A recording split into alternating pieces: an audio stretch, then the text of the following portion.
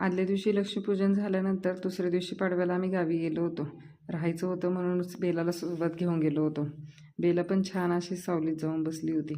त्यानंतर सायलीला मेहंदी काढली. तिकडे सुवर्णा पण मेहंदी काढत होती.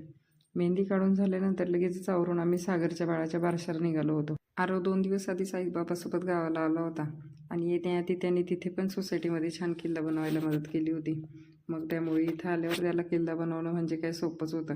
त्याने आल्यावर श्रीसोबत छान असा किल्ला बनवला होता. त्याचा किल्ला बघितल्यावर आम्ही लगेचच आवरायला सुरुवात केली, कारण आम्हाला लवकर बारशासाठी जायचं होतं. आणि मग आम्ही सगळ्यांनी साड्या वगैरे घातल्या आणि एक सेल्फी वगैरे घेऊन आम्ही लगेचच बारशासाठी गेलो. आता भावाच्या मुलीचं बारसं म्हणजे आत्याबाई मिरवणारच, तसं मी आणि अक्का आम्ही दोघी आत्याबाई म्हणून मस्त मिरवत होतो. आणि आतमध्ये गेल्यावर लगेचच सागर आमच्या वेलकमसाठी थांबला होता. मग आम्ही त्याला भेटलो आणि आतमध्ये अक्षय पण आमच्या वेलकमसाठी थांबला होता. मग अक्षयलाही भेटलो. अगदी लहानपणापासूनच आमचं सगळ्या बहीण भावंडांचं छान बॉन्डिंग आहे. त्याच्यामुळं आम्हाला असं कधीतरी कार्यक्रमांना भेटलं तरी खरंच खूप छान वाटतं आणि आम्ही प्रत्येक कार्यक्रम एकत्र येऊन एन्जॉय करतो.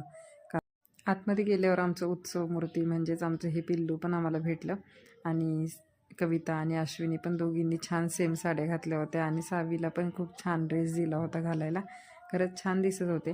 इकडे मावशी आणि नानी वगैरे सगळेजण गुलाबजाम कट करत होते आणि सावीला राहावे ना, मग सावी लगेच वाटीमध्ये एक गुलाबजाम घेऊन आली आणि ती मस्तपैकी गुलाबजाम खात होती. इकडे बाळाची आणि आईबाबाची एंट्री चालू झाल्यावर लगेच पाणीपुरीचा स्टॉल पण चालू झाला. मग काय सगळ्यांची धांदल उडाली. सगळेजण आवर्जून पाणीपुरी खायला गेले आणि जशी लहानांची फेवरेट आहे पाणीपुरी तशी मोठ्यांची फेवरेट आहे. त्याच्यामुळं दीदी आणि दीदीची फ्रेंड सगळ्याजणी ती पण उभं राहिल्या. मग मी काय चान्स सोडते का, मी पण मस्त पाणीपुरीवर ताव मारला. पाणीपुरीला इतकी मोठी लाईन लागली होती की आम्हाला मध्ये जागा पण मिळत नव्हती. शेवटी आम्ही जुगाड करत होतो की सुक्या पुऱ्यांमध्ये परतच वरचं पाणी ओतत होतो आणि परत ते पाणीपुरी खात होतो. म्हणजे आम्ही इतकं वेड्यासारखं पाणीपुरी खाल्ली, पण खरंच पाणीपुरीला खूप टेस्ट होते त्या दिवशी. आम्ही नंतर जेवणही खूप कमी केलं. इकडे आईस्क्रीमचा स्टॉल चालू झाल्यानंतर लगेच आधुनी 2-2 आईस्क्रीम आणल्या. खरं तर त्या पाणीपुरीच्या आणि मुलांच्या नादात आम्ही नाव रिव्हील करताना व्हिडिओ काढायचंच विसरलो, पण पिल्लूचं नाव समर्थ ठेवलं आहे. खरंच खूप छान नाव ठेवलं आहे. आणि इकडं जेवण पण चालू झालं होतं. आम्हाला अजिबात पाणीपुरी खाल्ल्यामुळे भूक नव्हती, त्यामुळं आम्ही काही खूप जेवलो नाही. इकडे योगेशने आणि अक्काने पूर्ण आईस्क्रीमचा डबाच पालथा केला होता. इतकी आईस्क्रीम दोघांनी खाल्ली होती.